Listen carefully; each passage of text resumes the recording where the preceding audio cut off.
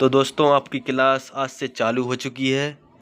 तो सभी बच्चे जो मैं क्वेश्चन बताता हूँ उसको ध्यान से पढ़िए और उसको नोट भी कर लीजिए, क्योंकि ये आपके पेपर में आने वाला है 100%। चलिए, इसका आंसर क्या होगा? उस तापमान के कारण ये नहीं हो जाएगा। कम वायुमंडलीय दबाव के कारण, हाँ, ये हो सकता है।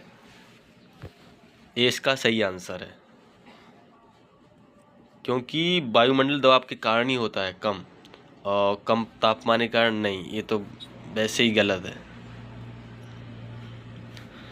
और उच्च वायुमंडलीय दबाव के कारण नहीं, ये भी नहीं हो सकता। तो आपका राइट आंसर रहेगा दूसरा, बी वाला। तो दूसरा क्वेश्चन आ चुका है, पृष्ठ तनाव की एसआई इकाई क्या है?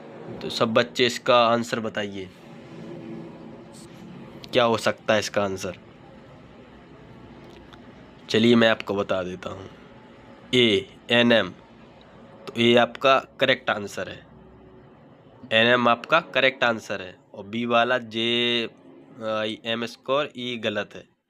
और डायनेशियम नहीं, ये भी नहीं हो सकता। और दोनों में ए और बी, ये भी नहीं हो सकता। तो ये भी आपका गलत माना जा रहेगा।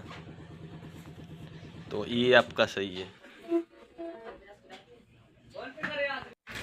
चलिए इस क्वेश्चन की तरफ चलते हैं। तो दोस्तों जल्दी बताइए इसका आंसर क्या हो सकता है, जल्दी बताइए। चलो अब मैं बताता हूँ। ए इसका तापमान, ये नहीं हो सकता। बी तरल प्रकृति, हाँ ये हो सकता है, क्योंकि इसके निर्भर करता है तरल प्रकृति और बाहरी वायु दाब, ये तो हो ही नहीं सकता है।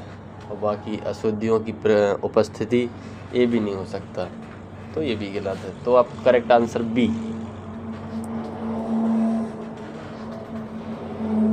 चलिए नेक्स्ट क्वेश्चन की तरफ चलते हैं। कौन सी घटना पृष्ठ तनाव के कारण होती है? तो बताइए दोस्तों। चलिए दोस्तों इसका आंसर मैं ही बता देता हूँ। ए पहला वर्षा रेन, ये तो नहीं हो सकता। बी कोषकट, हाँ ये हो सकता है। तो ये आपका करेक्ट आंसर हो जाएगा बी वाला। सी वाला नहीं होगा। डी ये तो है ही नहीं। तो आपका करेक्ट आंसर बी होने वाला है। चलिए नेक्स्ट क्वेश्चन की तरफ चलते हैं। पृष्ठ तनाव का आयाम पूछा गया है दोस्तों। महत्वपूर्ण क्वेश्चन ये तो आने वाला है। तो इसका हाँ ए नहीं हो सकता, ए भी नहीं हो सकता। तो इसका आंसर ये बोला सी आपका करेक्ट होने वाला है दोस्तों। तो सी आपका करेक्ट आंसर हो जाएगा। डी नहीं। तो आप करेक्ट आंसर सी रहेगा। ठीक है दोस्तों।